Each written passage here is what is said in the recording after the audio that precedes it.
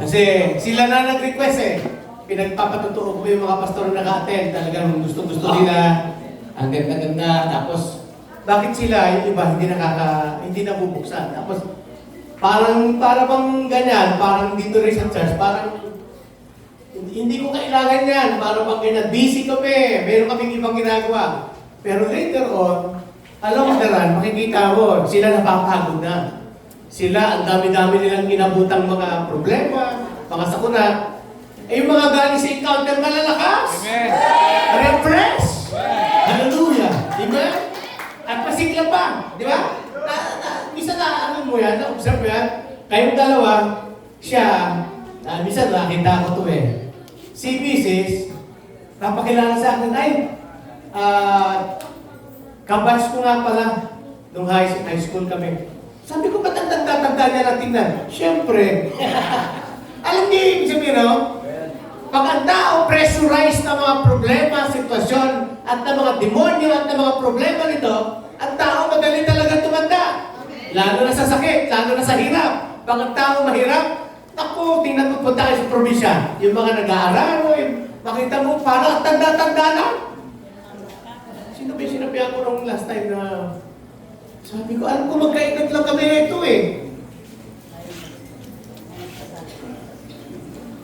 Ay, po.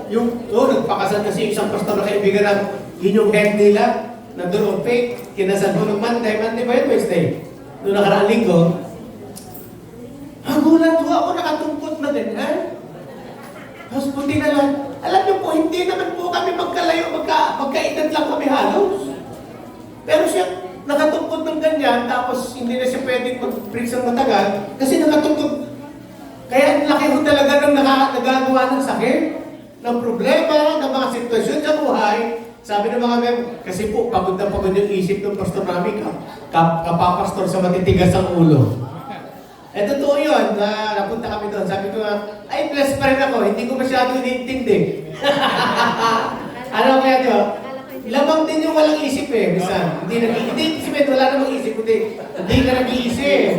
Hindi ka nag-iintindi. Di ba? Lamang tayo. Amen? Amen? Amen. Kaya yung mga palaisip, naku, wala namang madadagdagan pa buhay mo, kakaisip mo. Di ba? Masusolve ang problema dahil hindi ka natulog. Ganun pa din. Kaya nakita ko, very effective po yung aming mga patuto. Kasi meeting namin sa Kalawakan, sa Camarines, Tuesday, nung kami lahat, sa mga pastor natin. Nakikinig po ba kayo? Excited kasi ako ng kwento. Siyempre, wala kaming kwento, kundi yung nilalaman ng ating encounter. Ang nagpatuto po si Pastor Robin na kasi 2 days siya nandyan. Tapos si Pastor Ryan nandito, si Pastor Noel nandyan. Sabi niya, wala silang puknat, walang humpay na kwento. Kaya ang ganda-ganda ka, dapat naka-attend kayo. Oy, this time around, hindi kayo pwede, hindi matinatalo. Yung mga hit na paputol-putol, Jay, ako, kailan magpupuno ito? Oo, hindi, papapasalin na kita ng krus.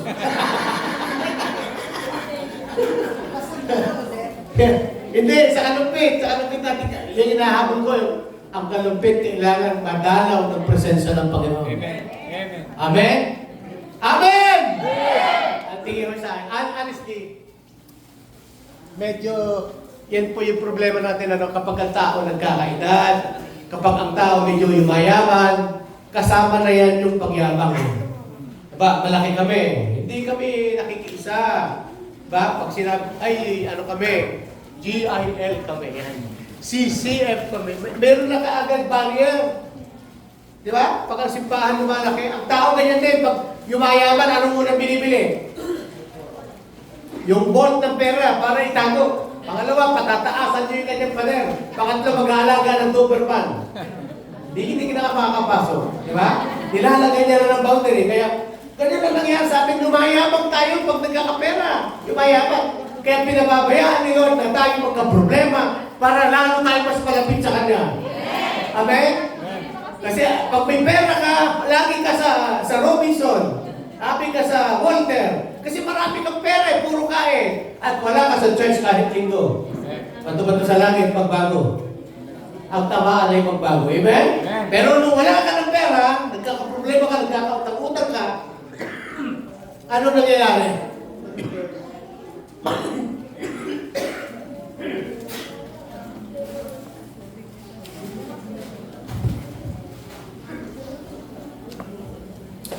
mas mahaba at mas maganda ang dasal ng taong walang pagkain at walang pera. Alam niyo ba yan? O pag marami kang pera, hindi naman nagdadasal eh, kasi lechon ang ulam. Pero subukan mo, pag tuyo ang ulam, Lord! Hihingi ka ng dasal, hihingi ka ng kung ano. Meron akong kaibigan, kumpare ko siya.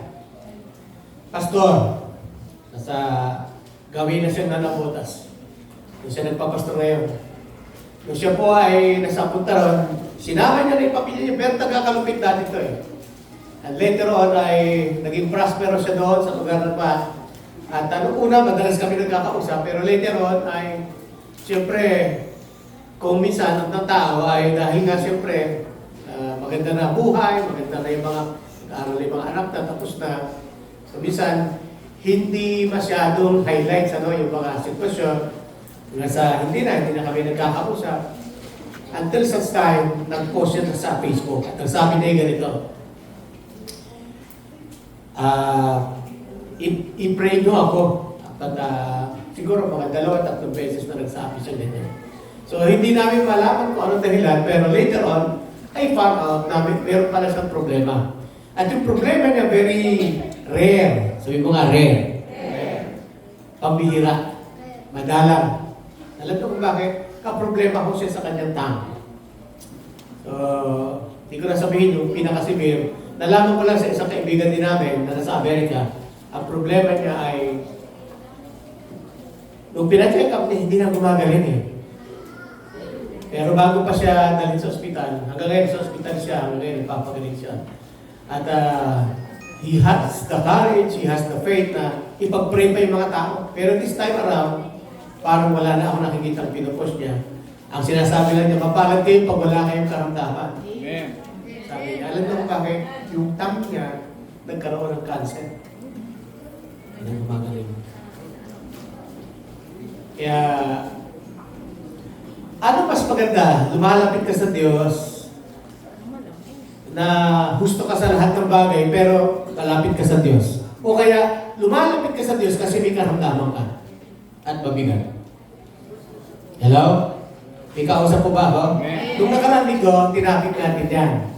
Na minsan, hinahayaan ni Lord yung mga pagsubok sa atin para, ano nga uli yun? Sino nandito nung nakaraan dito?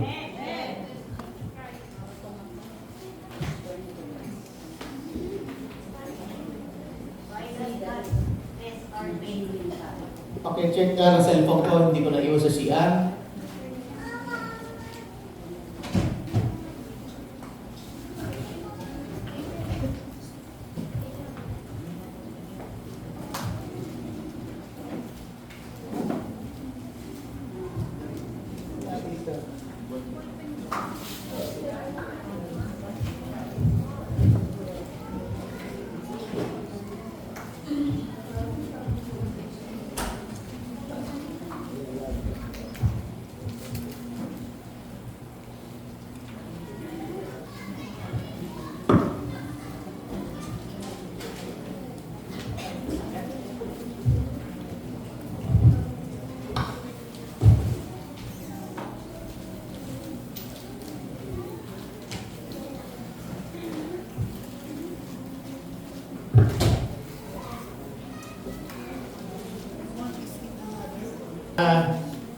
Malapit ka sa Diyos kahit wala kang problema.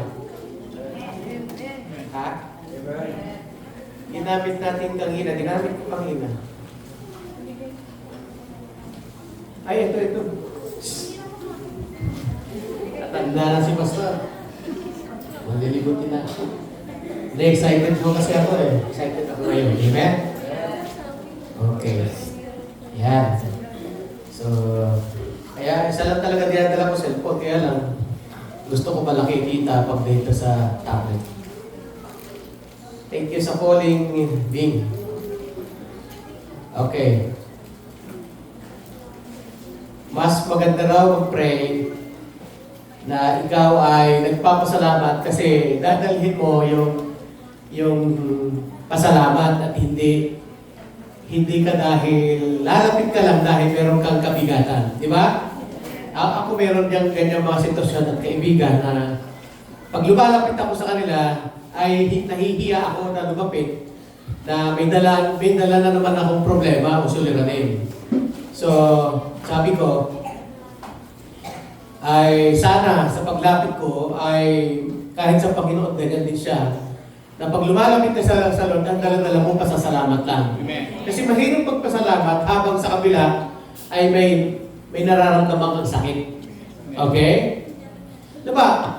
Gaano kataas ang kamay ng mga tao na nagpapasalamat dahil marami siyang pera sa bulsa niya. Pero gaano kataas ang kamay mo kapag wala kang pangsaing mamaya o kaya wala kang pambayad ng kuryente sa darating na araw, may tataas mo pa rin kaya ang kamay mo? Alin ang mas masaya? Yung nandito ka sa church, nagpupuri ngayon, tapos ang isa naman, mas masaya ba na napunta ako sa isang lugar? Diba? Bukas, mamaya, nasa Boracay ho kami. Mas masaya kaya kami pag nasa Boracay kami? Sa palagay nyo, kayo, pag kayo napunta sa isang lugar ng pasyalan, ang saya-saya ko, mataas ang kamay ko, mas masaya ako. Alin ho ba ang mas masarap magpuri sa Panginoon, yung meron ka o yung wala ka? Ngayon, tinuturuan tayo ni Lord, nung linggo, tinuruan tayo ni Lord na magpasalamat sa Panginoon.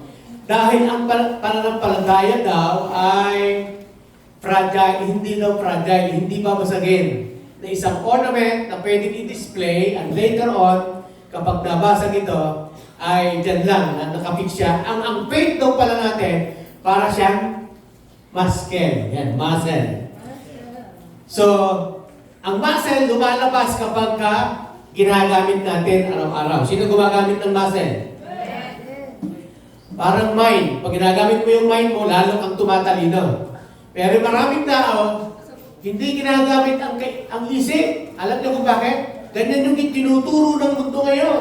Huwag mo na gamitin yung isip mo. Para ang tendency mo na lang, yung hayop, yung aso. Wala namang isip ang aso eh. Alam niyo ba yan? Paano sila nagre-react? Ba't eka marunong tumahon? Bakit eka pag dumadating ako ay kumakawag-kawag yung buntot? Kasi nga, nagre-respond sila sa kanilang nakikita, nadadama, pero wala ho sila isip. Wala kasi silang kaluluwa eh. Okay? So, ngayon, dire-relate ko lang po ito na kapag hindi mo naisip ang mga bagay na nangyayari sa atin, re-response ka uli sa isang bagay na hindi mo pinag-isipan, mangyayari at mangyayari uli yung mga bagay-bagay kasi out of parang parang dumaan lang. Yung aso, dadaan lang siya, tatahulin niya o kakahulan niya yung mga hindi niya kilala. Pero yung pag nakita ka niya at kilala ka niya, yan, mariremind sa kanya na, ay, ito yung amo ko. Sino sa inyo inaalagaan yung aso, kilala kayo? Pag sinaway niyo, napapasaway naman. Tama? O pag sinabi mo, wait tigil. Titigil na siya sa pagkahon. Diba? Pag sinabi mong, diyan ka lang, o kakain ka na, di ba? So, minsan sila, nagre-react sa kanilang pakiramdam, ayon sa kanilang pakiramdam, at ang kanilang response ay according to not their will, kundi that what they sense. Yung senses nila, yung kanilang nakikita, at wala lang kasi silang pakiramdam, dahil wala naman kasi silang kaluluwa. Pero ang tao, minsan, tinuturuan tayo ng sanlibutan na kumilos ka, hindi sa pananampalataya, kundi parang sa pakiramdam mo at sa mga nakikita mo. Diba? Ang nakikita mo, naku, may sakit ako. Naku, yung bukol ko. Naku, yung problema namin, yung bayarin namin. Naku, yung kuryente, mapuputol ngayon. Matatakot ka. At yan ang kalabang number 1 ng pananampalataya. Ano ang kalaban ng pananampalataya? Tatanungin ko nga muna kayo. Sino dito yung mananampalataya na? Are you a believer of Jesus Christ? Pag hindi ka kasi believer ni Jesus Christ, tumutugong ka lang, nandito ka lang kasi nandito rin yung nanay mo, tatay mo, o kaya yung mga kaibigan mo. Nandiyan ka lang kasi dahil lang sila. So yung response mo, parang response ka lang ng hayop. Sunod-sunod ka lang. At wala kang tunay na ugnayan kay Kristo. Hindi yan pinapahintulog ng Biblia. Ang sabi ng Panginoon, manampalataya ka kay Jesus. At lahat ng sumampalataya kay Jesus, hindi tumigil doon at naging tagasunod ni Jesus. At ngayon, hindi ka nilagay ni Lord para maupo lang yan, makinig, tapos sa isang linggo babalik ka ulit. Hindi po yan ang purpose ni Lord. Ang ibig ng Panginoon sa ating lahat, na yung isang bagay na parang ako, nakakita ako ng isang puno na hindi maganda dahil wala siyang bunga, wala na siyang dahon, yung sanga niya ay patuyot na. Pero yung puno na yun, nung dinala ko sa bahay, nakaisip ako, pwede ko pala itong lagyan ng sabitan ng mga dahon-dahon, di ba? Sabitan ng mga nakasabit na mga anong tawag yan, mga disabit na mga halaman. At kapag tinanggal mo yung puno na ito, pwede ko namang lagyan, di ba? Pwede ko namang lagyan, gagawin upuan. Pwede kong lagyan ng sanga. Pwede kong lagyan ng mga dahon, artificial nga lang. At pwede ko siyang mapapaganda. Doon mo makikita, as long as na meron kang yung isang pangit na bagay sa buhay natin, pwede mong pakikinabangan. Amen? Amen? Meron isang bagay sa bahay namin na hindi forgotten na siya. Bakit? Isang bagay na parang Bluetooth siya na luma na dinala ng isang kapatiran dahil ayaw daw tumunog. Pero sabi ko, dyan lang, nakajack lang siya ganyan. Ganyan lang kalaki. Nung binuksan ko siya ngayon, hindi talaga tutunog. Kumbaga, ang tawag dyan, nabudol po ika ako, pastor. Nabili ko po ika, tigli 5,000 pa yata, o 4,500, parang gano'n. At sabi raw, ibibidyo okay dahil nga may microphone na kasama. Pero hindi tumutunog. Talagang, sabi ko, nabudol ka nga. At eto, nakajack lang yan, hindi ko ginagalaw. Hanggang dumating isang araw, ay ginawa ko siya. Yan, bumili ako sa Lasa, nag-DIY ako, 2 speaker, 2 tweeter, yan. Gumastos din ako. At bumili ako ng maliit na ampli, ganyan lang kaliit ng ampli niya.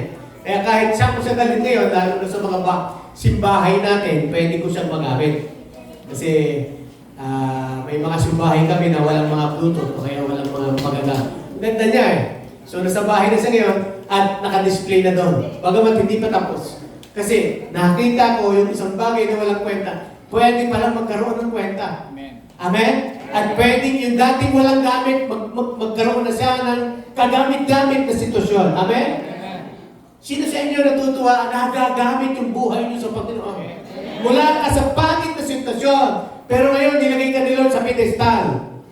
Naka-display ka ngayon. Amen? Dati nakatago tayo, pero i-display tayo ni Lord. Pero hindi natatapos si Lord doon. Hindi siya natatapos na makakilala ka lang sa Kanya. Isang araw gusto Kanyang makilala ka. Amen? Ay, pastor, nasa Bible ba yan? Nasa Bible ko yan. Nasa Bible mo yan.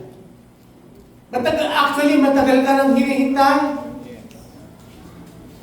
Katunayan mo nga, pastor, sabi ng Romans chapter 8, sabi niya, the world is groaning. Alam niyo ba yung groaning? O ginagamit ito ng mga nanganganak. Sino sa inyo? Yung bang nakakain ka ng hindi maganda, impatso ka, tapos pagdating mo sa siya, halos hindi ka umabot, tapos ang tagal-tagal, pinagpapawisan ka.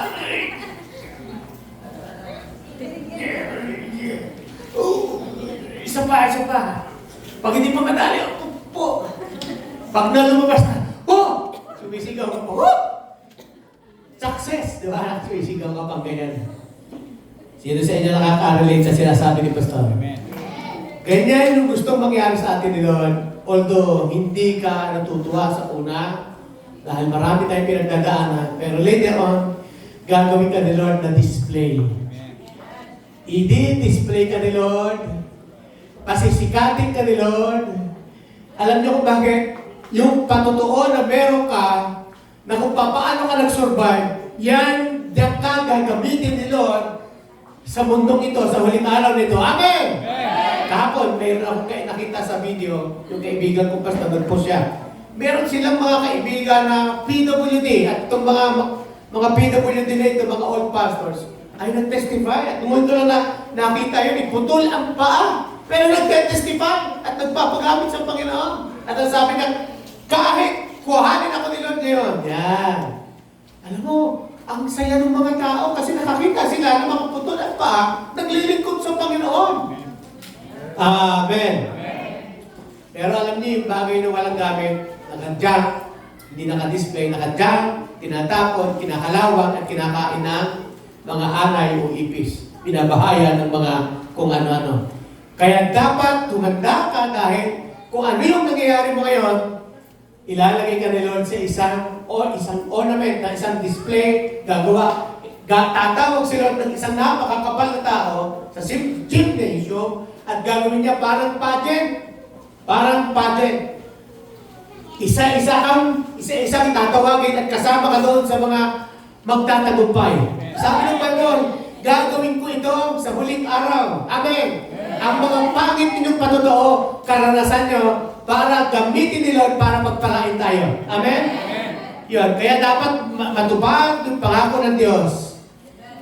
Hindi para tayo, minsan mali lang yung pananaw natin, God does not test us to break us. Hindi tayo sisirain ni Lord. Sabi mo sa katabi mo, hindi ka sisirain ni Lord. Yan. Dati ka na kasi sira. Ako sira din ako eh. Pero God is remaking in us. Trials are not evidence of His absence. Kapag may trials tayo, may pag-uusig tayo, ang ibig sabihin lang yan, the very presence of God is refining us into vessel of honor. Sabi mo nga, honor. Yan. So, nung linggo, pinag-aralan natin, okay. Tatlong bagay, bakit tinetest yung ating faith. Una, para i-prove. Sabi mo nga, i-prove. Yung authenticity. Alam niyo, authenticate. Meron po kaming mamahaling bagay na nasa bahay, hawak-hawak. Ang nakaalam lang po nito ay yung iba sa atin, nakakakita mo nito. Pina-authenticate po namin ito. Nilagyan ng papel. Sa papel pa lang, talagang napakamahal na. Kasi very rare yung stone nito. At siguro, pag binibili siya, talagang sobrang mahal. At hanggang ngayon ay nasa pangangalaga ko pa rin. Alam niyo kung bakit? Hanggang sa dumating yung panahon na i-authenticate. Ano yung authenticate? Yung tamang tao ang magdideklara na totoo nga at tunay nga yung bagay na to. Diba? Ako po ay nagkaroon ng isang magandang kagamitan. Hanggang sa, akala ko tuwa ako dahil nung tinignan ko siya, ganda ng presyo dito sa Facebook, ang ganda ng presyo dito sa marketplace, hanggang isang araw ay dinala ko sa alahero. Yan. At ang alahero ang nagsabi, hindi to tunay. Okay? Sino sa inyo na fake na rin kayo minsan? Amen?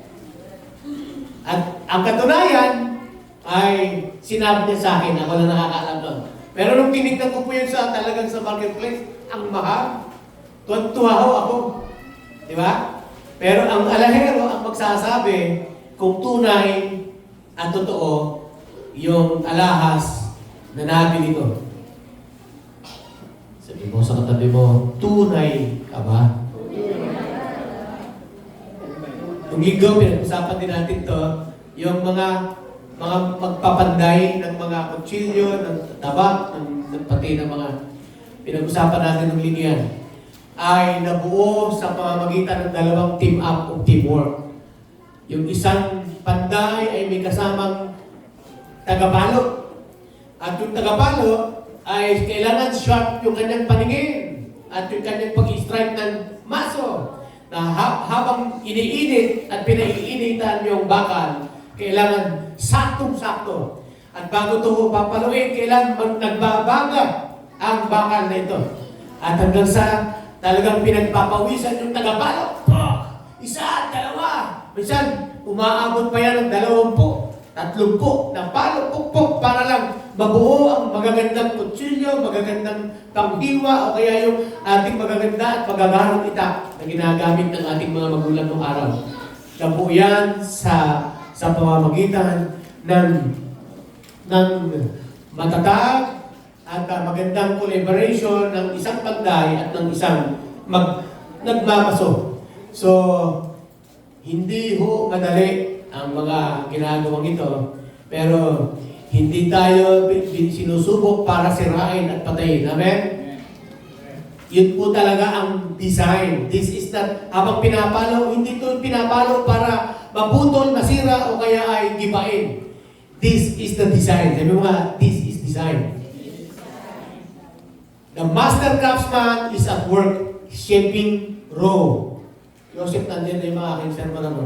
And refined into a blade of precision, strength and beauty. This is what God does in our trials. So, nung nakarang linggo, we uncover the purpose. Yan. Ano yung una? To prove authenticity. Number 2, strengthen o magpalalim pa sa ating spiritual. Sino sa inyo malalim yung ating spiritual? Yan ang pangatlo. To draw us closer to Him. Mas lumapit sa Diyos. Amen? Sabi, trials humble us and turn our hearts toward God. Like the prodigal son, nung naghirap na yung prodigal son, nakaka-relate pa kayo? Sino dito naranasan nyo mag-stow away? Umalis kayo minsan sa bahay niyo, sa tatay, sa pagka ng nanay at tatay nyo, at nag-stow away kayo. At ito ang nangyari. Siyempre sa barkada, in ka kapag may pera ka. Pero pag wala ka ng pera, yun, out ka na. At wala ka nang magpakain sa iyo. Yan. So, God whisper in our pleasures, speaks in our conscience, but shout in our pains. Ito muna po.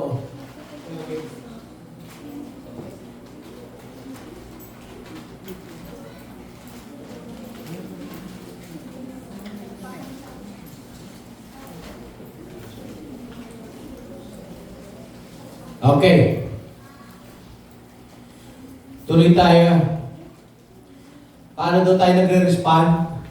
Paano daw tayo tumutugon pag may pagsubok? Ayawan na ba? Sabi sa James chapter 1 verse 2, count it all joy. Sabi mo nga, count it all joy. Dapat nasa loob yung ating katuwaan at kasiyahan dahil mahal ka ni Lord. Amen? Actually, si Paul sa si Silas ay kumanta pa. Their chains did not define their praise. Joy is not emotion. It is a choice to trust God more. Sabi mo nga, trust God more. One more time, say it again, trust God more. Trust the process. Amen? Trust the process. Yung binibiyak, di ba? Yung pinupukpok. Yan yung process eh. Yan yung design. Trust, tiwala ka lang. Amen? Respond with trust. Yan yung sinasabi ng ikalawa. And be faithful. Amen? At last, respond with prayer. So, dapat ang trials ay nagdadrive sa ating mga tuhod para lumuhod. I would like to talk to you, heart to heart. Kailan ka huling lumuhod? Kailan huling luhod mo? O napaluhod ka dahil napaluhod lang dahil nautusan ng asawa eh. Kuhanin mo nga yung kayong patusan. Lumuhod. Yan. Elijah faced with drought and despair, prayed the heavens and opened the heavens. Sa Kings 18 verse 42 to 45. Si Elijah daw na matagal na hindi umulan, biglang umulan dahil siya nanalangin at lumuhod sa Panginoon. Alam niyo yung istorya ni Elijah? Bino mo imagine 3.5 years walang ulan. Hanggang sa dumating yung panahon, sabi ni Elijah, Lord, gusto ko walang ulan 3.5 years. Pero sabi niya, sobrang hirap na ng mga tao. Sinisisi na siya, hinahanap na siya, pinapapatay na siya, naghawi. Until sa time na nag-prepare siya, Lord, padala niyo na po ang revival. Ngayon na ba? Alam niyo po, nag-prepare siya ganyan nakaluhod. Habang nag-prepare siya na nakaluhod na ganyan, ay yung kanya namang katulong na sa likod, sabi niya, pakitingnan mo nga kung tinugunan ni Lord yung aking panalangin. Ang kanyang request ay nangyari sa loob ng 3 beses. Ikaw sa po ba ako? Monitor pa tayo, wala palang ilaw ito sa sabi. Ayan. Sos.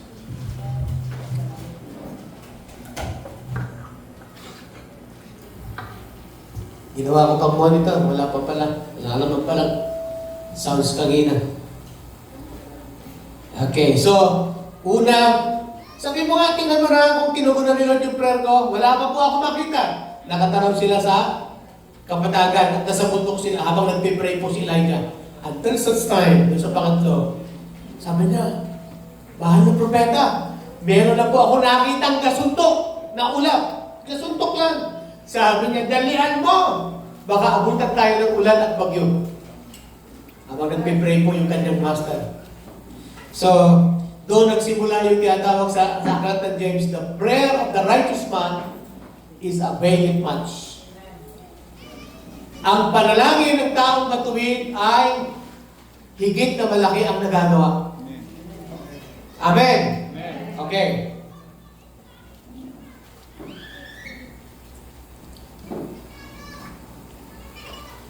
Ang topic natin ngayong umaga,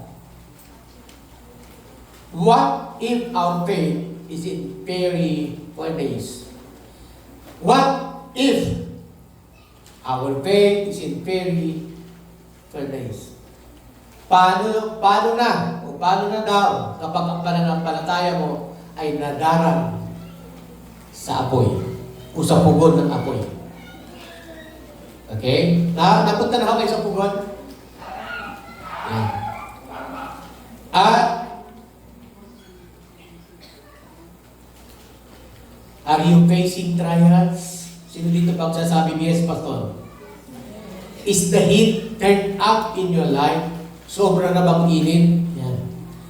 Listen closely. Ito yung mga aral sa pagsubok sa ating buhay. Number 1,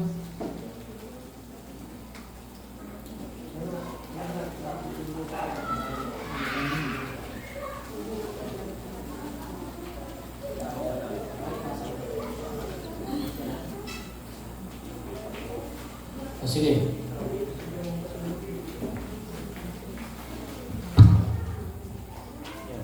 Sabi rito, your faith is refined and not growing. Isang bagay na kapag nadadarang ka sa apoy ng pugon ng apoy, ay dapat makita mo na hindi ito katapusan. Sinusunog ka. Hindi ka sinusunog ng totoo, ng tuluyan, kundi dinadarang ka lang. Sabi mo nga, your faith is refined and not ruined. Yan. Sa Tagalog, hindi sunog, tostado na lang.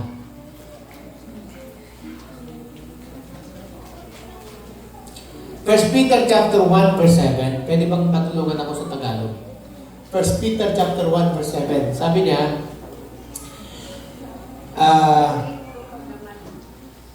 we are tested by fire. Sabi dito, sabay-sabay natin basahin. 1, 2, 3, go. Upang ang pagsubok sa inyong pananampalataya na lalong mahalaga kaysa ginto na nasisira. Bagamat ito ay sinusubok sa pamamagitan ng apoy at masumpungan sa ikapupuri. Wala bang magandang balita? Malalim, bro. Malalim. Ang ginto, bagamat nasisira, din ba yan? Ang ginto, bagamat nasisira,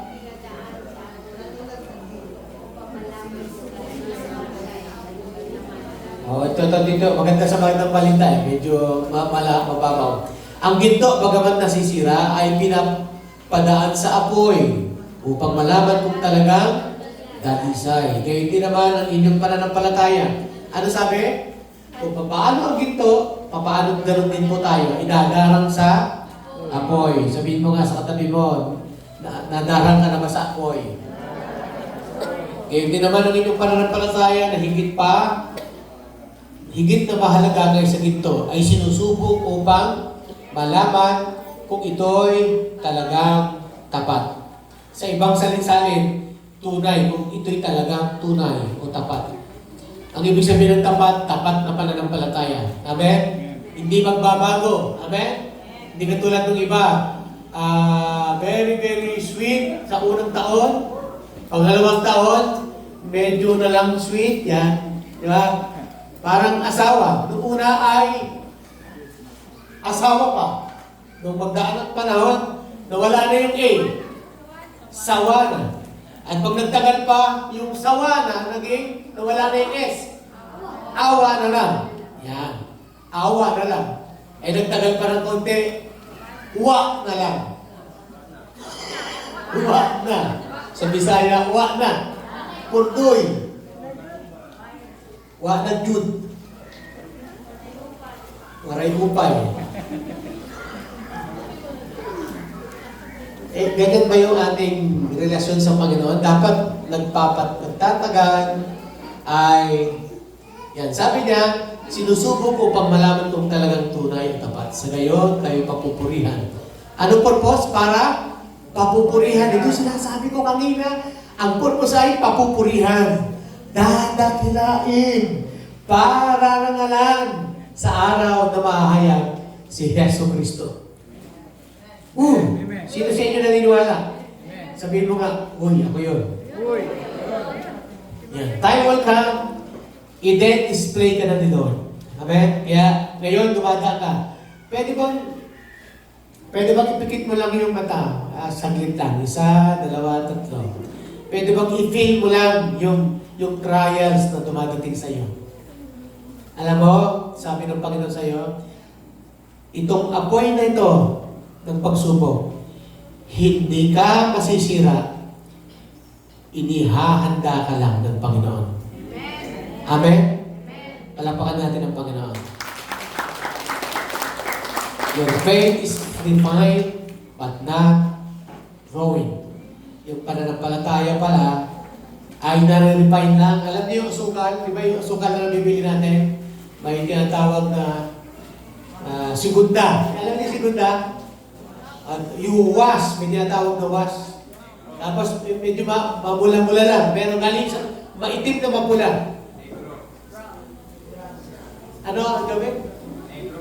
Negro. Yung segunda talaga, negro. Tapos paputi na siya ng puti, brown, tapos magiging paputi na siya.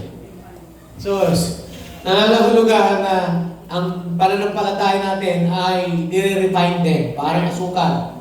Na merong maputi, merong maputi-puti, at merong mamula-mula. Sino sa inyo yung pananampalataya mo ngayon na refine? Amen? Sa katotohanan, ang ginto daw ay hindi natatakot sa apoy. Ito'y inaasahan niya. The fire is not here to destroy you. Yung apoy na nandito sa ating buhay ngayon, sa ating pananampalataya, ay hindi nandito para sirain ka at patayin. Nandito siya para ihayag ka. Sabi mo nga, ihayag ka na. To display. Every trial is a divine invitation. Ang bawat pagsubok o kapag pagsubukan sa ating buhay ay nag-aanyaya galing sa Panginoon. At sinasabi ng Panginoon, kaya mo bang magtiwala sa akin kahit sa gitna ng apoy? Amen? Number 2. Number 2, patungkol po sa why faith, what if our faith is fearfulness? Paano na kapag ang pananampalataya? Ang number 1 natin kanina, sabi natin, your faith or my faith is refined and not ruined. Hindi siya bumagsak, nawasak at nasira. Ang pangalawa, your weakness and my weakness is where God writes His best stories. Yung ating kahinaan daw ay doon nasusulat na hayag ang pinakamagandang istorya ng Diyos. Baliktarin ko, ang magandang istorya daw ng Diyos ay naitala sa pamamagitan ng mga pangit at kahinaan ng mga taong napapabilang. Pag inisa-isa mo siya, totoo yun. Bakit? Si Abraham, binigay ang asawa. Si Isaac, nagloko. Si Isaac, may kalokohan din. Si Jacob, suplanter, manlilin lang. Diba? Titignan mo yung mga disciple, may mga kahinaan lahat yun. At lahat tayo. Pero sabi niya, your witness and my witness is where God writes His best stories. Doon nagsusulat ang Diyos ng pinakamagandang istorya. Amen? Si Pablo nakiusap sa Diyos na tanggalin yung kanyang thorn of the flesh. Ano sabi sa kanya ni Lord? My power is perfected in your witness. Sabi niya, Lord, tanggalin niyo na po itong aking thorn of the flesh, yung kahinaan ng aking katawan. Alam niyo po yung thorn of the flesh ni Pablo, pinag-usapan, pinagtalunan namin ito ng matagal sa Bible school, sa seminary. Hanggang ngayon, hindi matuklasan. Pero may nagsasabi ganito, hindi sa akin, para madagdagan yung katalinuhan mo. Paano mo raw malalaman na nadagdagan yung katalinuhan mo? Nagtatanong ka, nag-iisip ka, di ba? Tama. Pero hindi nangangalugan na hindi na nagtatanong, hindi ka na tumatalino. Parang yung kakilala ko, ligaw na ayaw mo magtanong. Sabi ko, magtanong ka, hindi. Baka mabawasan yung talino ko eh. Hello, mayroon mo ganyan? Umuwi ka na.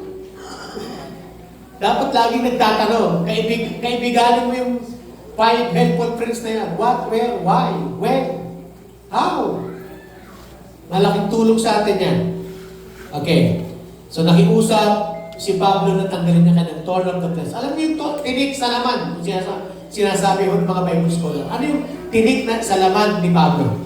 Ang sabi ng iba, meron daw siyang sakit. Ang sabi naman ng iba, ang tinik sa laman ni Pablo, yung kanyang pagiging singleness o celibacy, the gift of celibacy. Wala siyang asawa. Pero may nagsabi naman, yung kanyang kapansanan ay yung kanyang pagiging pangit. Pangit daw itsura niya, pangit daw di umano yung, dahil mababa lang siya, maliit lang din siya. Mas maliit pa siya sa akin. Pero alam niyo po, ano man yung kahinaan ni Pablo, ang tugon sa kanya ni Lord habang nagpipray siya, sige anak, hindi ko inaalis yan para maluwalhati ang pangalan mo sa buhay mo. Pero, demonyo na sakit ito, alis ka dyan. Ayaw, sabi niya, dami kong napapagaling, dami kong pinagpipray at gumagaling sila. Ako, ba't hindi gumagaling, Lord? Pero hindi niya alam, yan pala ang proseso ng Lord para maluwalhati si Lord sa buhay niya. Kasi sabi niya, when I am weak, then I am strong. Sino yung nagiging strong? Si Lord. Hindi ka naman strong eh. Kaya pag may sakit ka, inaamin mo na may sakit ka, may problema ka, naghihirap ka, kailangan mo si Lord. Pero pwede kang magmalaki at iniwalay mo sarili mo sa Diyos kasi wala kang kapintasan, wala kang pangailangan. So sabi ko nga, your limitation are God's launching pad from day to day. Ngayon, piniprepare ka lang nila. Sino nakarinig ng patotoo ni Campoy? Ni Pastor Dong Campoy. Yung lumpo nating pastor na nakapag-asawa ng kulihayala na CPA, beauty pageant, di ba? At graduate ng isang napakagandang eskwelahan. Pero alam niyo po, nung sinabi sa may boyfriend siya, engineer, iniwanan niya dahil ang sabi ng Panginoon, kailangan ka ni Pastor Dong. Si Pastor Dong Campoy, pilantod na, kuba pa. At mahirap pa. Sa squatter area sila lumaki at doon sila nakatira. Samantalang itong babang ito, ginagamit ng Panginoon ay may pera. Tapos, pero nung sinabi ng Panginoon, kailangan ka. So, yun pala, nung una, hindi madali, ang kwento lang hindi madali. Nag-adjust, nabago ang kaisipan hanggang sa, ito ngayon si Pastor Dong Campoy, pag tinitingnan mo siya, international speaker. Maya, nasa ibang bansa siya. Indonesia, Japan, Korea, 34 nations of the world. Maya yan, kahit dito sa bansa natin.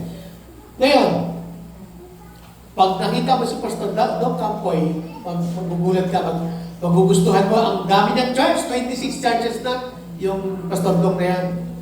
Ang church nila ay nasa harap ng Parañaque Municipal.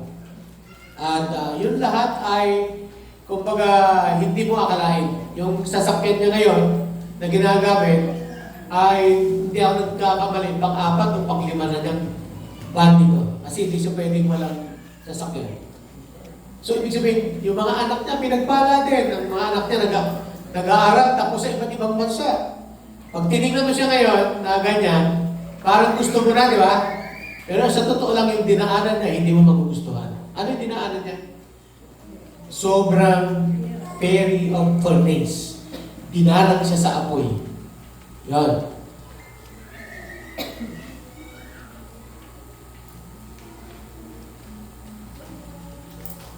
Si Jesus Christ, bago siya iniloklok ng Ama, ay katulad siya ng isang bato na kapag pinapalo, ay walang mahihita. Pero makikita mo, later on, nung pinalo na siya namatay, muli siyang nabuhay, you'll find the Rock of Ages waiting there. Like Joseph in the pit. Nalala niyo si Joseph?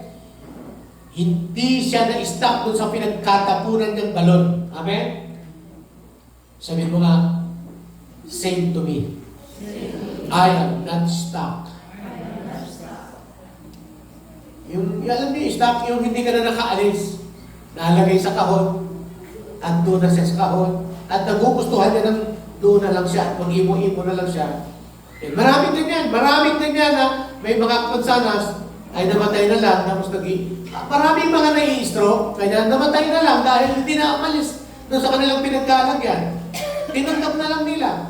Which is, alam mo, pag na-stroke ka, pwede ka pa namang bumalik sa normal. Pwede ka pang pakinabangan. Maraming bagay pwedeng pakinabangan. Naalala ko si Johnny Erickson. Kilala si Johnny Erickson? The missionary, the writing missionaries. Alam niyo po kung paano siya nakilala? Wala po siyang kamay. Pero napakaganda niya. At nakaupo lang siya sa wheelchair. Pero nagamit siya ng Panginoon. Alam paano? Yung kanyang bibig, ang husay-husay mag-paint, pinta ng mga larawan. At dahil doon, nakilala siya sa buong daigdig. Amen? So, sabi mo nga, I will not stop. Sabi ni Joseph sa kanyang mga kapatid, nag-alala yung mga kapatid niya. Kasi si Joseph wala doon sa pit, wala doon sa kanyang balon. Itinaas ni Lord bilang pangalawang pinuno ng Egypt at naging ruler ng Egypt. At nung siya'y malapit ng mamamatay, lumapit po kanyang mga kapatid. Nag-alala sila kasi sila ang may pakana para ihulog si Joseph sa kanal ay sa balon.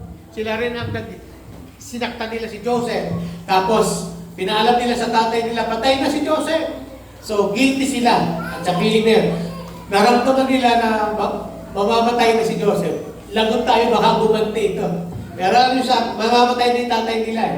Ano sabi ni Joseph sa Genesis 50 verse 20? Sabi niya, I use the best for your miracle. Sabi niya, if this mean to be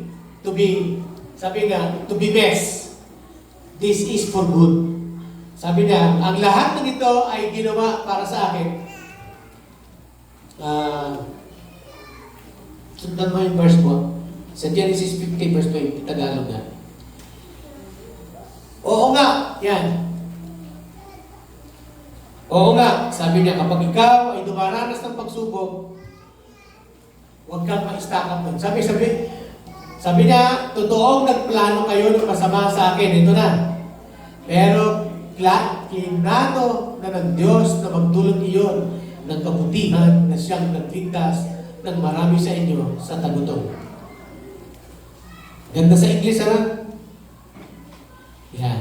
Kaya, hindi na siya kumante. Number 3, your patience is power in disguise. Yan. Your patience. Ang nade-develop na isa sa karakter natin lahat, yung maghintay, pagiging pasensyoso. Yan. Your patience is power in disguise. Yung patience, sabi mo nga patience. Sa Tagalog, pasensya. Simple lang. Katyagaan. Sabi niya, James 1:4, let perseverance finish its work. Hayaan mo yung katyagaan ay matapos ang kanyang trabaho. Kaya kita mo, hindi agad-agad tinutugon ni Lord yung ating mga kahilingan. Tinuturuan pala tayo ni Lord na maging matyaga. Meron akong verse na hindi ko matandaan. Nasa Proverbs din ito eh. Sabi niya, ang katyagaan daw ay isang dakilang bagay sa buhay ng isang Kristiyano.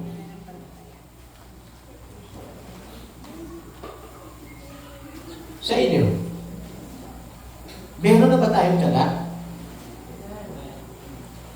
Ano ang tiyaga sa panahon ng mga social media ngayon? Nang lahat ay automatic. Di ba? Automatic. Pag gusto mo ng pagkain, food panda, delivery ka lang. 30 minutes, 15 minutes, nasa bahay na. Gusto mo mag-asawa, makakakita ka na kaagad asawa sa Google. Di ba? Sino gusto mag-asawa? Ngiti-ngiti kayo, ha? Makakakuha ka kaagad. Gusto mo trabaho, makakakuha anytime. Nandito lahat sa Google. Bahay mo, ituturo ng Google yung bubungan ng bahay mo. Ito, ituturo ng Google yan. Ganun kabilis sa panahon natin ngayon. Lahat rush, lahat pwedeng madaliin. Pero may proseso si Lord. Huwag kang mag-shortcut. Ulitin ko lang ulit. May mga bagay na talagang sinadya ni Lord na magtagal. Huwag mong madaliin. Katulad ng pag-aaral, may panahon yan. Kaya katulad ng pagtatrabaho at katulad ng pag-aasawa, hindi pwedeng madaliin. Bakit? May proseso yan. Sabi mo sa katabi mo, bawal mag-shortcut. Sabi niya, let perseverance finish its work. Hayaan mo yung katiyagaan. Tapusin yung trabaho niya. Kaya sino dito, magtiyaga ka na. Pero alam mo, kulang ka pa rin. So, di ba? Meron akong kilala, no? Tiyaga-tiyaga niya sa ibang tao. Ay, hello. Pagdating sa bahay, para siyang tigre. Parang, pag tinatanong mo na, parang nakatapak ka ng aso. Oo, talagang sasakmalin ka. Tanong ka lang.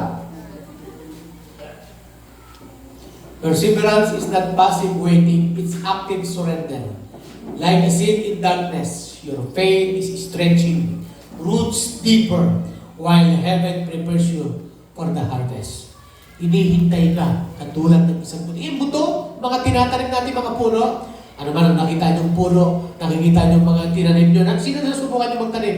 Hindi yan agad-agad tutubo. Walang ganon. Nagtatagal pa ng ilang araw at ilang panahon. Siguro ang pinakamabilis ng tumubo yung munggo, no?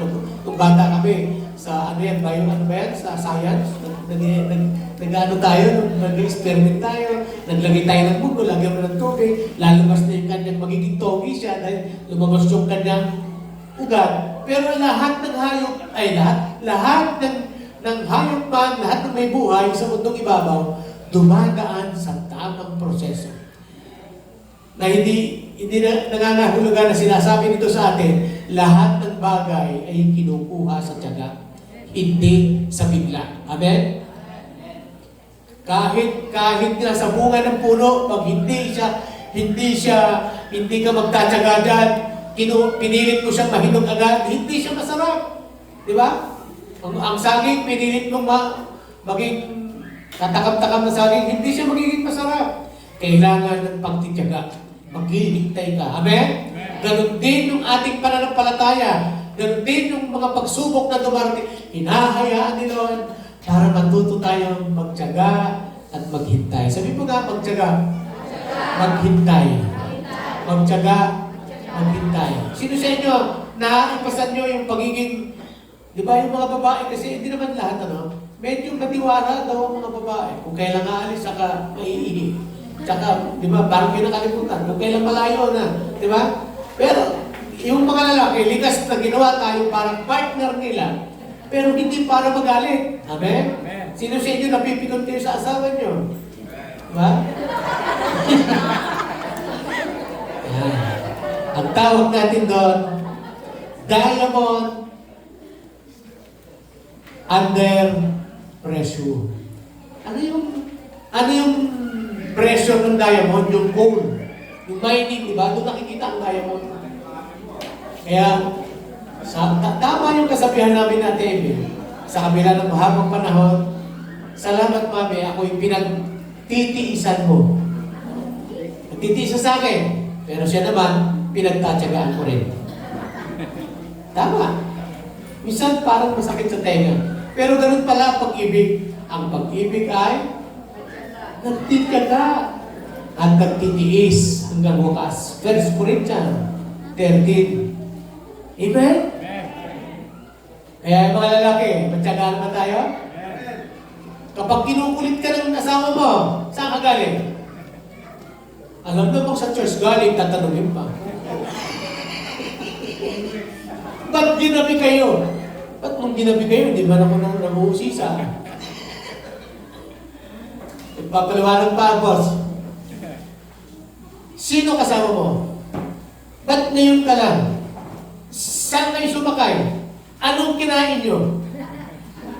Di ba yung mga babae ganyan? Mausisa. Ultimo sa gabi, pero ang mga lalaki, hindi natin alam. Didevelop pala tayo na maging pasensyoso. Amen? Sabi mo nga, stretching. Sino sa inyo marunong mag-stretching? Magdali ba, bago ka mag-gym? Sa gym, meron mga gamit o kagamitan na ginagamit para sa stretching. Yung mahabang stick na ganito. Gaganon. Sino nakapasok sa gym? Di ba? Gaganon-ganon ka muna. Ang tawag doon ay stretching. Yan, di ba? Tapos gaganon-ganon ka. Tingnan mo. Yan, krok. Yung leg ko. Diba? Kasi pag kulang ka sa stretching tapos nagbuhat ka kaagad, baka baka bumigay yung buto mo o kaya masira ka. So, ganyan din po saan daw nakukuha ang diamond? Is just coal under pressure. Your trials are not crushing you. They are crystallizing you into something eternal. Wow! Sabay-sabay ka natin basahin. 1, 2, 3, go. Your trials, sabi mo nga, my trials are not crushing me. They're crystallizing me into something eternal. Wow! Hindi ka pala talaga papatayin yan, yung sakit na yan. Iniahayag lang niya na kaya kang pagalingin ni Lord. Amen. Napapapurihan si Lord kapag ikaw ay nagsigaling. Amen? Bumalik na. Sabi mo, magaling na ako. Pang-apat, your pain has a purpose beyond you. May layunin daw yung sakit, yung problema, yung trial sa buhay natin, sa kabila niyan. Paul declared, God comfort us so we can comfort others. 2 Corinthians chapter 1, verse 4. Yan. Totoo. Sana ba yan?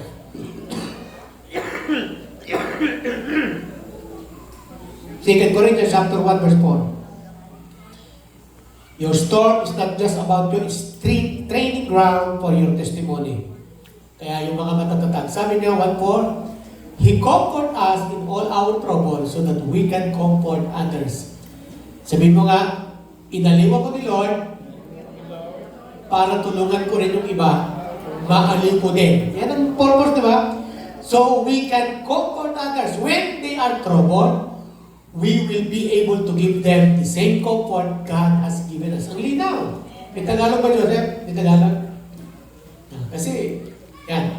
Pinalakas niya tayo ang ating loob sa lahat ng ating paghihirap para sa pamamagitan ng kalakasan ng loob na binigay niya sa atin ng Diyos ay mapalakas din natin ang loob ng iba naghihirap. Yan. Ano na? Inaaliw. Yan. Inaaliw tayo ng Diyos para tayo maging taga-aliw din sa iba. Ang ganda, no? Sabi mo nga, I am blessed. So, I am a blessing. Sabi mo nga, I am blessed. So that I am a blessing. To others. Bless ka ni Lord para maging blessing ka rin sa iba. Sino ang nangailangan ng istorya mo? Ano ba yung istorya mo? Na magandang pakinggan. The story of endurance. Pagpupursige. Yung valley today could be someone mountaintop tomorrow. Yung lambak daw ngayon, bundok yun sa iba. At pagpapala. Alam niyo ba yun? Minsan, over-familiar kayo dito sa atin, Dito, dahil linggo-linggo naririnig niyo ako. Pero alam niyo ba, pag sa iba ako nag-share ng ganyan, Nagtatayuan sila at nagsisigawan at nag-iiyakan.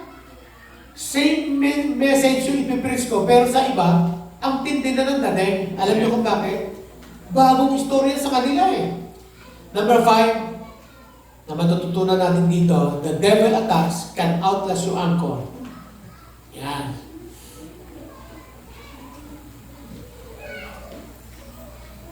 Hindi matatanggihan ni Satanas na wala siyang panama sa iyo. Huwag ka lang bibigay. Sabi mo nga, walang panama sa Satanas. Pero ang tanong, kaya mo bang ilaban sa pananampalataya? Faith is not wish, it is a weapon. Ang pananampalataya daw ay hindi lang isang whisper. Yan. Ito ay sandata. When hell fires arouse, raise your shield and declare, my God turns every attack into a ammunition for my victory. Yan. Will you anchor hold in the storms of life? Yun bang angkor? Ang Tagalog ng angkor? Angkla. Yan. Yung angkla na nakalagay sa iyo sa iyong mga pagsubok sa buhay ay talaga bang naguhod, nakahawak yan? Amen? Nakaangkla ba yung pananampalataya mo? Na kahit anong mangyaring bagyo, hindi ako matitibag. Sabi mo nga, hindi ako matitibag, hindi ako matutumba, hindi ako matatangay. Isa pa, sabihin mo sa tatlong katao, hindi ako matutumba, hindi ako matitibag, hindi ako matatangay. In Jesus' name, nang walang kausap, bahala ka sa buhay mo. We have an anchor that keeps the soul steadfast and sure while the billows roar. Number 6, dito tayo magtatapos. Pang-anim na tayo, eternal eyes in a temporary world. Pwede, pag may bagyo, ang tingnan natin, hindi yung bagyo. Amen? Ang tingnan mo, hindi yung alon, hindi yung bagyo ang tingnan mo. Ang tingnan mo, pagkatapos ng bagyo, sa kabila nito, anong testimony na magagawa mo at kanino mo dadalhin. Paul reminds us, our life, momentary troubles are achieving eternal glory. Sabi ng 2 Corinthians 4:17. Fix your eyes not on the furnace but on the future. 4:17 ba yan? Okay, basahin na natin sabay-sabay. 1, 2, 3, go. Sapagkat ay panandalian lamang. Ibig sabihin hindi magtatagal. Amen? At hindi naman gaano mabigat. At dahil sa aming mga paghihirap, may inihandang gantimpala ang Diyos para sa amin na mananatili magpakailanman at hindi mapapantayan. Sa ibang translation, sabi niya, the reward of heaven is not compared to the reward of this world. Yung paghihirap natin, hindi siya mapapantayan sa reward na gustong ibigay sa iyo ng Diyos. Kaya doon ka tumingin. Amen? Kaya sabi ni Pablo, fix your eyes on Jesus. Sabi mo nga, fix to Jesus. Fix your eyes to Jesus. Huwag sa bagyo, huwag sa problema, huwag sa sitwasyon. Kay Jesus. Ano nangyari kay Pedro? Tumingin siya sa alon? Gumataw ba siya o lumubog? Huwag kang titingin sa problema. Titingin ka dahil yung problema yan na dumaraan, panandalian lang. Amen? Ito yung pananampalataya nito, lifetime. Amen? Palampakan natin ang Panginoon. Fix your eyes, not to the furnace, but on the future. Today's pain, sabi rito, today's pain is the platform for tomorrow's praise. Ito ba, itong araw na ito, iba't ibang klase ng kasakitan, karamdaman na nakita mo, di mo alam, gagamitin ito para sa future mo. Kinabukasan, mapupuri mo ng Panginoon itong wasto, masarap, dahil napagtagumpayan mo. Amen? One day, you stand before Jesus, pag tumayo ka kasama ni Kristo, sasabihin niya, look what we made together. Alam niyo po, pagka naalala ko to, parang naalala ko yung magandang team up ng mga basketball player sa NBA. Di ba? Pagka, lalo na, ang score ay pantay. Tapos, Last 2 minutes. Naku, ang gagaling ng mga coach. Diyan nakilala si Steve Kerr, diyan nakilala yung mga coach na napakagaling. Alam niyo, tatawag agad ng timeout yan. Lalo na mga dalawa na lang timeout, tatlo na timeout. Tatawag agad yan kahit na basta may foul. Ang galing nila. Kahit na minsan 2 minutes na lang, nakakagawa pa sila ng malaking score. At hanggang kahit tambak na nga kahit tumahabol lang sila, kaya pa nilang abutin. Nasa coach yun ang galing ng paglalaro nasa coach. Ang galing ng coach. Pero alam nyo ba, isang araw, pagdating natin sa langit, ituturo sa iyo ng coach. Ang coach natin, si Jesus.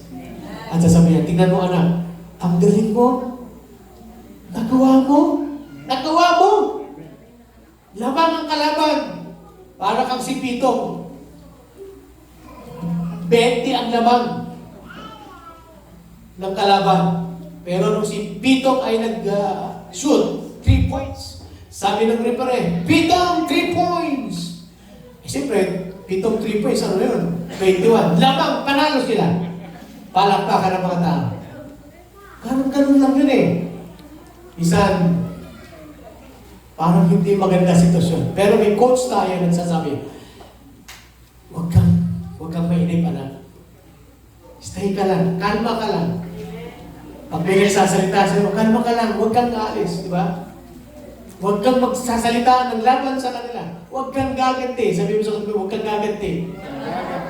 Sabi ng Panginoon yun, huwag kang gaganti kapag pinagwiwikaan ka ng mga masasakit.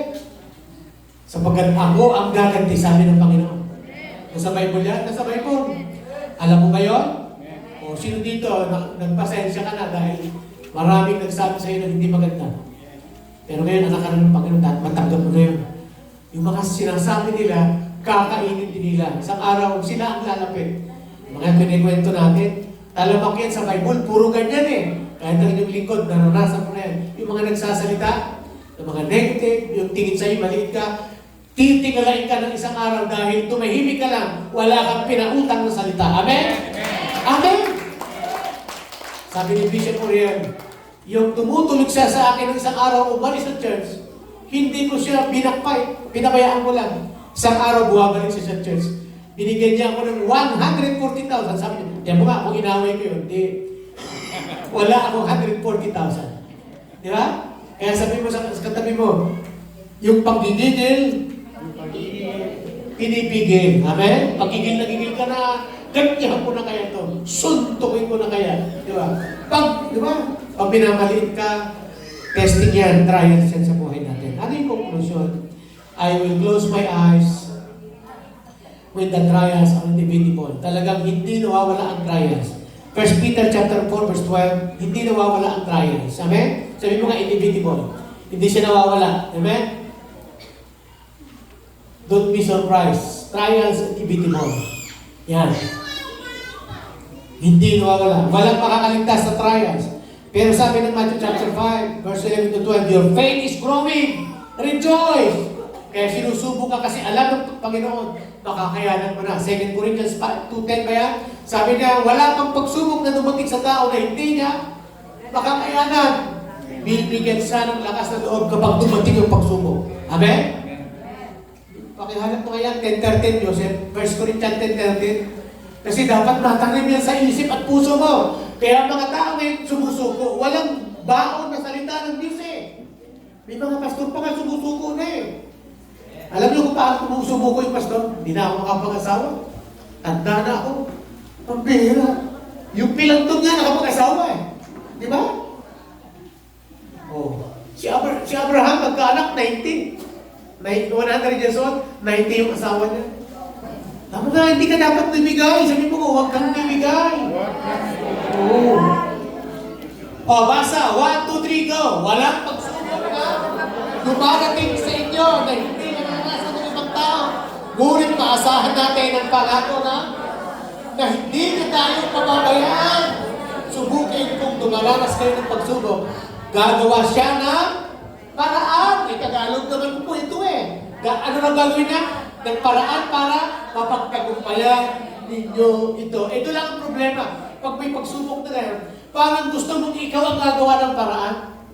Parang gusto mong ikaw ang kikilos. Ito nga dinedevelop mo yung pananampalataya mo. Lord, hihintayin ko yung ganti mo, hindi yung ganti ko. Lord, ano ba ang dapat kong gawin? Mupo ka na ba? Naghingi ka na ba? Meron po tayong isang pastor, dumaan po siya sa matinding pagsubok.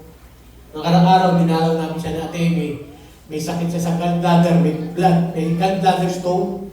Bato sa bato, tama ba? Bato sa abdo.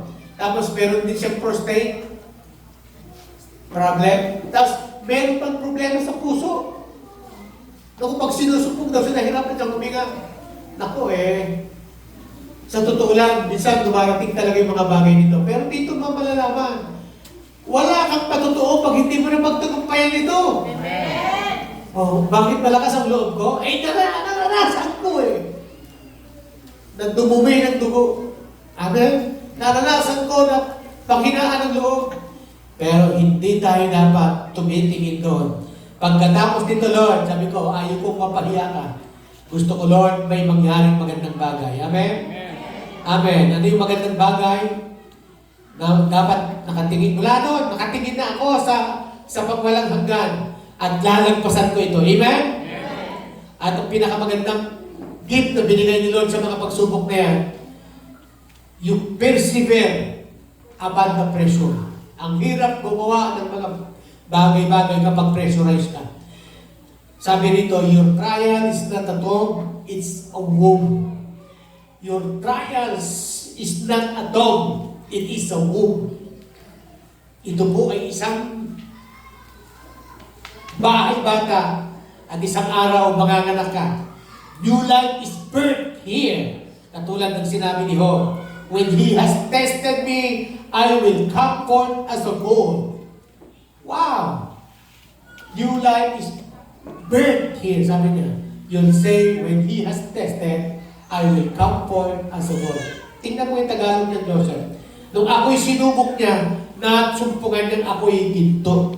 Tunay na ginto. Sabihin mo nga, ginto. Ginto. Nasubok ka na ba?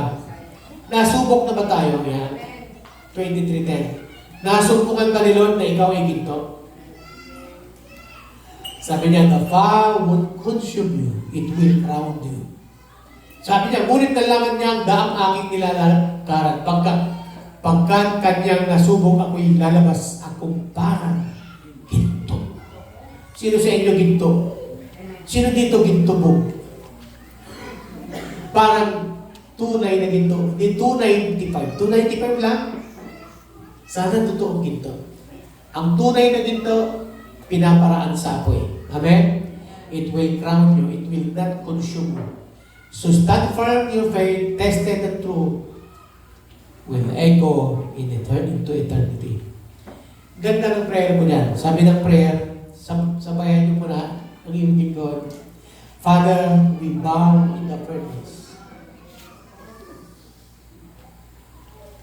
Next, Joseph. Sabi rito, Father, yuko ako sa gitna ng mga next pa. Yumuyo ka ako sa gitna ng pungol ng pagdurusa. Apoy. Give us eyes. Sabi nito, sabay-sabay natin 1, 2, 3, go. Father, we bow in the furnace. Give us eyes to see your hands in the fire. Strengthen us to rejoice, to pray, to persevere. May our tested faith reflect glory. In Jesus' name. Palampakan natin ang Panginoon. Okay? Hindi ko na kailangan reviewin. Ma-recall nyo ba? Yung gusto ng Panginoon, what if our faith is in fiery furnace? Number 1, faith is refined and not ruined. Ang pananampalataya daw ay kikinis, gaganda, popogi, at makinis na makinis. Hindi masisira. Pangalawa, my weakness is is where God writes His best stories. Number 3, your patience is power in disguise. Sabihin mo nga, my patience is power in disguise. Kapangyarihan ng Diyos na nakatago. Yung patience mo.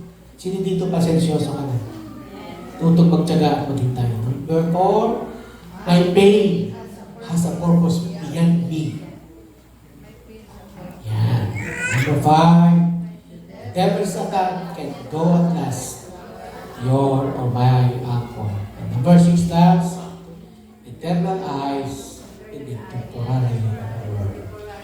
Ang totoong nakikita dapat natin yung kabila ng kapagsubukan na madating sa atin araw-araw.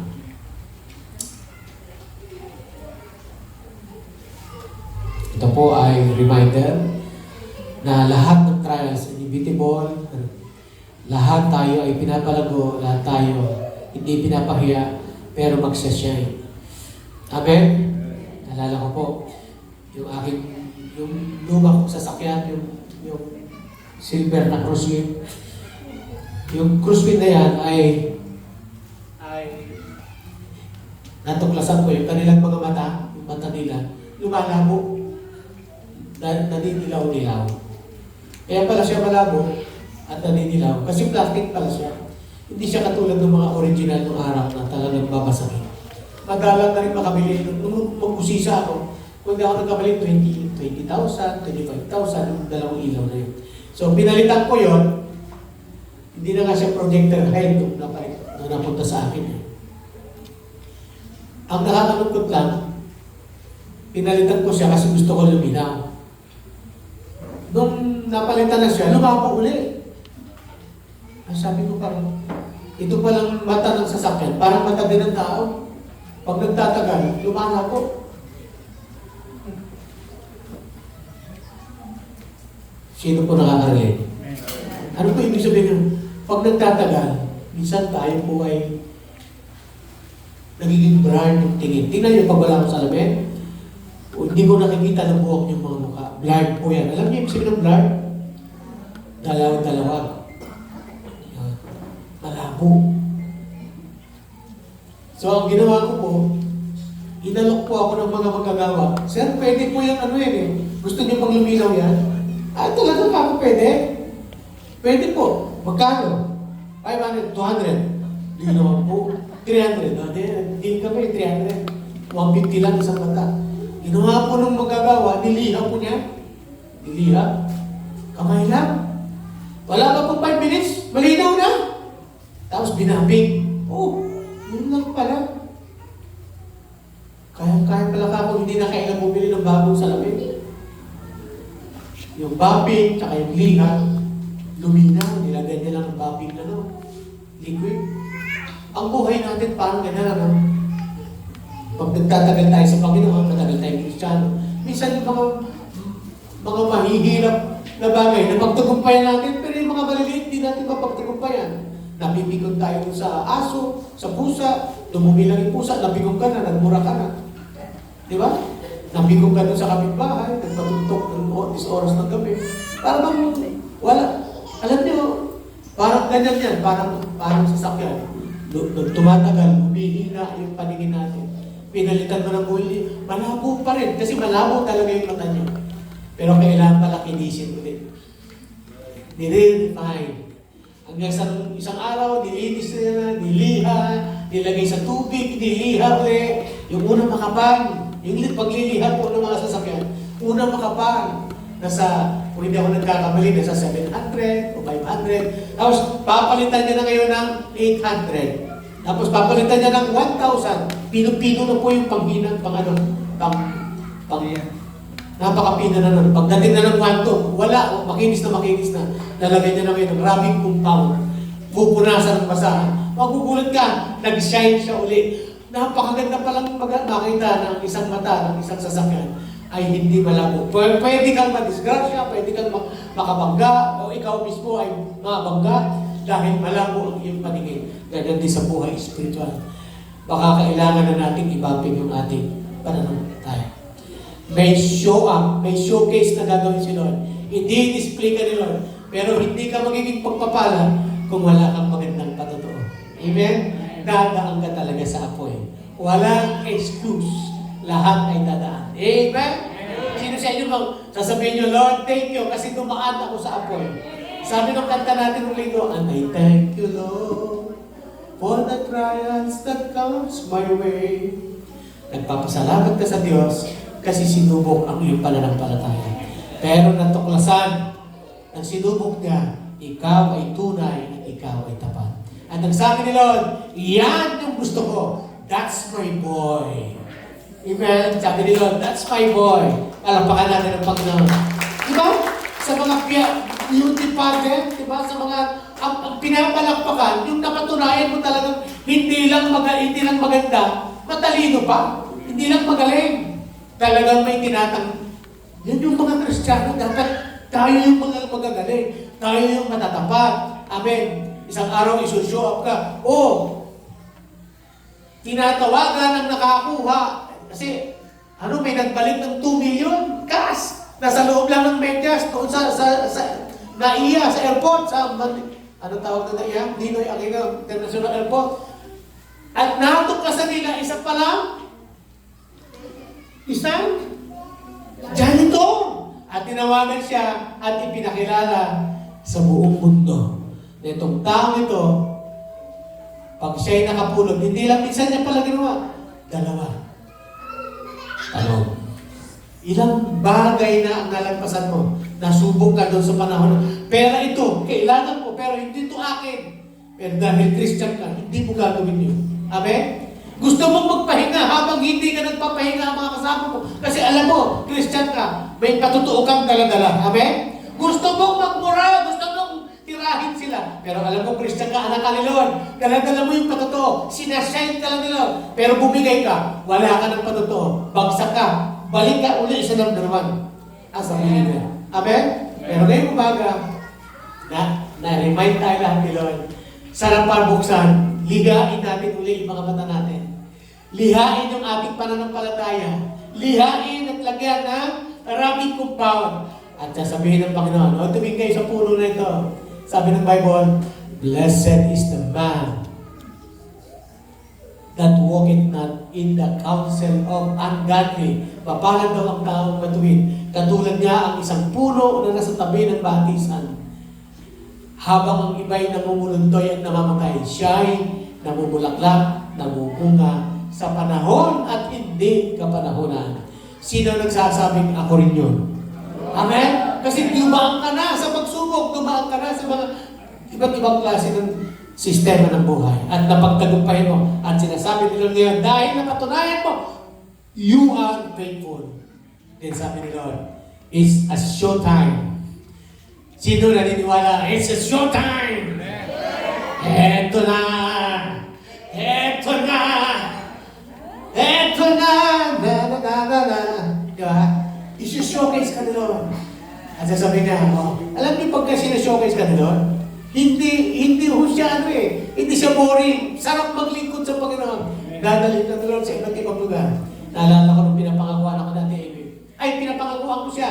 Pag sinagot mo ako, at magiging mag-asawa tayo, hindi ako nangangako ng magandang buhay, pero buhay na nasa Panginoon. Maglilingkod kang kasama ko. Kung ano yung kakainin ko, kakainin mo. Kasama kita sa lahat ng lugar na pupuntahan ko rin. Kasama kita. Yun ang pinangako sa kanya. Bahala na. Siguro naawa sila, binigyan kami ng bahay. Kawawa naman kami kung wala kami bahay. Hindi siya may papakilala ko, ito yung may bahay ko. Wala kasi siyang bahay Pero may bahay na kami. Siya yung may bahay ko. At yung pangako ko na lagi ko siya isasama, hindi ko siya iniiwan kahit saan. Amen? Lagi ko siya kasama. Kaya mamaya, magka-travel na naman kami. Amen. Papuntang Boracay. Amen. Showcase. Showtime. Pero ano dinaanan? Mabigat, mahirap, bako-bako. Huwag ka magre-reklamo. Magpatuloy ka lang sa Panginoon. Amen? Lahat na dyan, temporal. Pero naghihintay yung reward. Palakpakan natin ang Panginoon. Sino sa inyo na pagpala ngayong umaga? Hallelujah! Sino sa inyo na sasabing faithful si Lord? Hallelujah! Sige, tayong lahat ay tumayo. Bago tayo magwakas,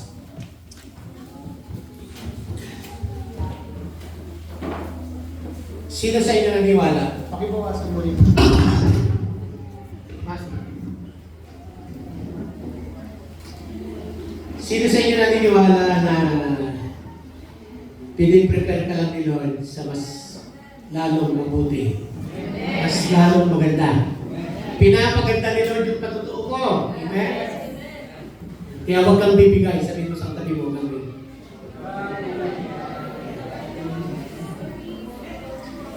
Hallelujah. Hallelujah. Hallelujah.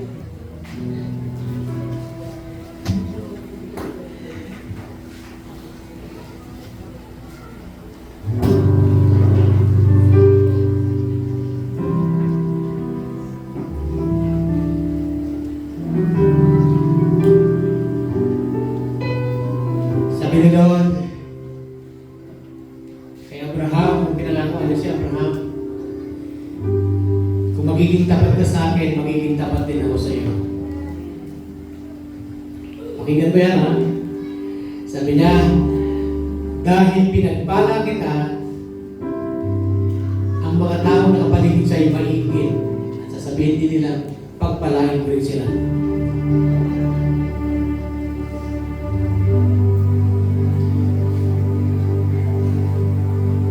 Minsan, nasusukat lang yung mga bagay, yung nakita natin, pero yung mga dinaanan, hindi natin nakita. Hallelujah. Pero sa umaga dito, malinaw na malinaw sa akin. Ang talagang magdadala sa antas ng ating pananampalataya, yung hindi ka bumigay kahit anong pagsubok na dumating sa iyo. Amen? Find us faithful, Lord. Hallelujah. Hallelujah. Jesus, Jesus.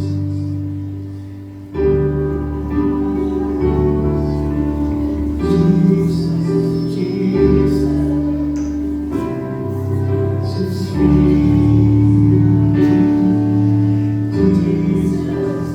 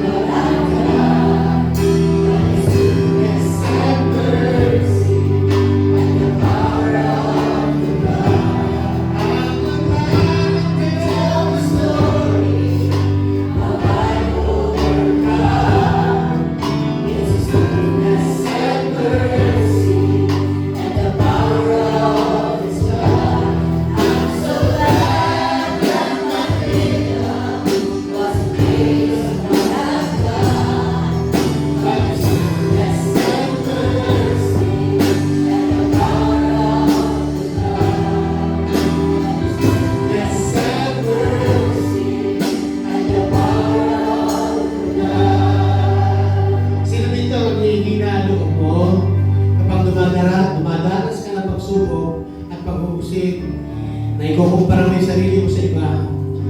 Alam niyo, kahapon niya, kaya pinag-uusapan namin yan na yung henerasyon na ito, medyo mahina po talaga ang mga loob ng mga kabataan, parang yung sa sandaling problema, bumibigay ka.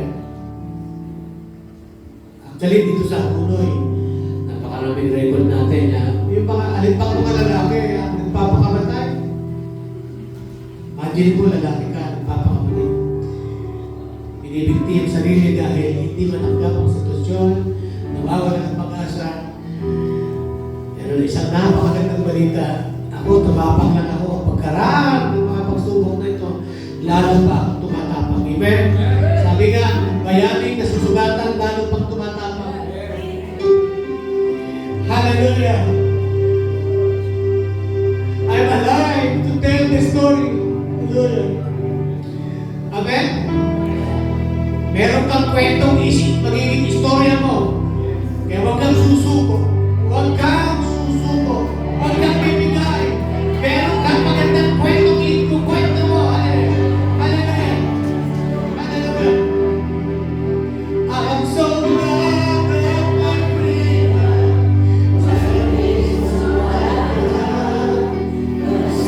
that's ever seen and the power of the love. I'm so glad that my freedom was based on what I've done. Hindi dahil magaling na. It's also His goodness. I'm alive to tell the story. Alive overcome. His goodness and mercy and the power of His love. I'm so glad that my freedom was based on what I've done. But His goodness and mercy and the power of the love. But His goodness and mercy and the power of the love. But His goodness and mercy and the power of the love. Sige, kung nararamdaman mo yung salakasan ng Panginoon sa Lord.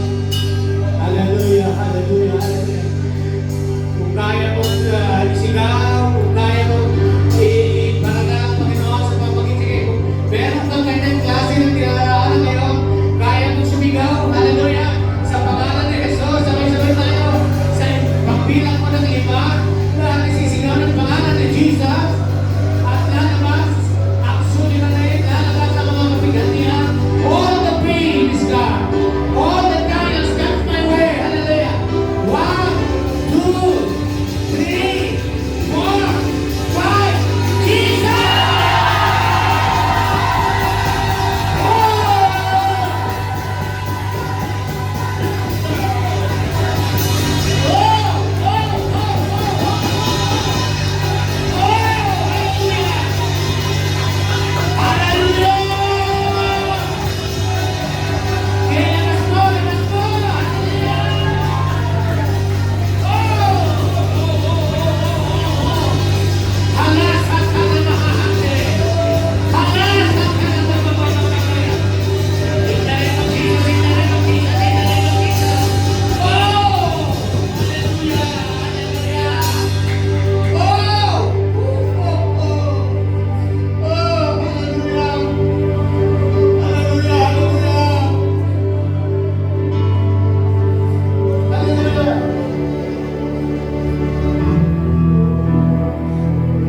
Hallelujah. Thank you, Lord. Pasalamatan natin si Lord ngayon. Sige, all the pain is gone. All the trials come your way is gone in the name of Jesus. Hallelujah. Hindi na inalis ang pagsubok. Hindi na inalis ang pag-uusig. Darating, actual.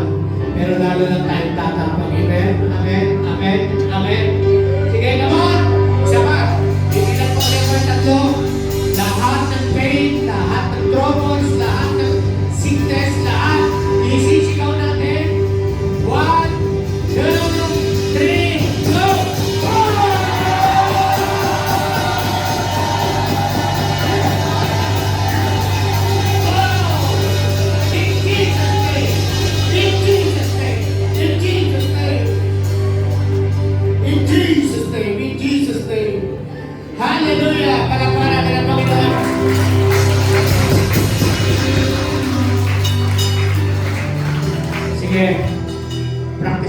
natin yan. Araw-araw, practicein natin bawat sandali ng ating buhay.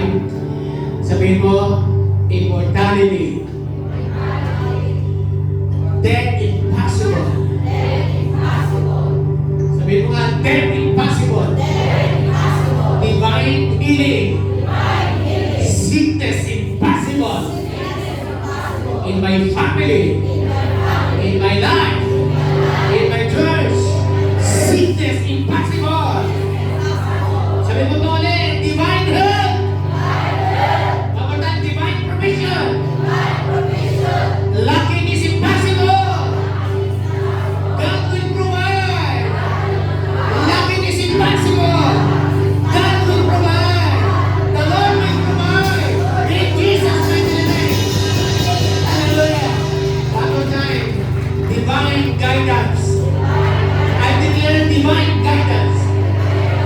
Mistake impossible. Mistake impossible. In Jesus' name. In Jesus' name. Hallelujah. Hallelujah. In Jesus' mighty name. Thank you, Lord. We are blessed when we come in. We are blessed when we come out. Oh, Satan, go out in the name of Jesus. Lahat ng gagawin ng aming kamay, pagpapalain. Hallelujah. Lahat ng pupunta namin, pagpapalain. Lahat ng taong makakaharap namin, pagpapalain. We are blessed when we come in, when we come out. We are blessed wherever we are, in the mighty name of Jesus. I declare shalom. Sabihin na natin, sabay-sabay, shalom. Hallelujah. Hallelujah. All my life you have been faithful.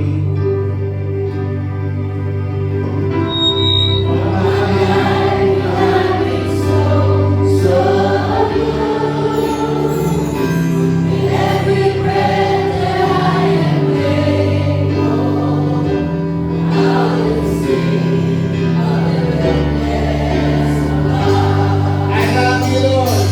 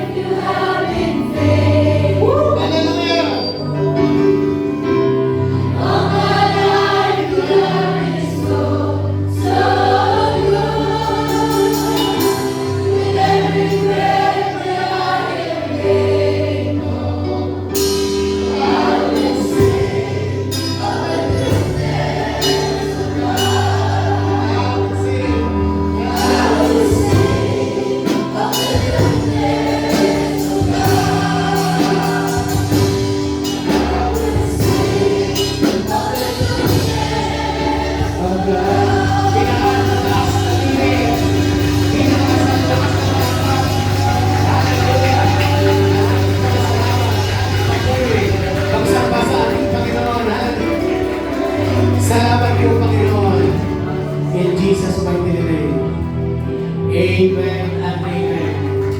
Pagkos di ka natatapos na hindi ka kumakaway, hindi ka yumayakap, ng 10 kataon, sabihin mo sa kanya, mabuti talaga si Lord.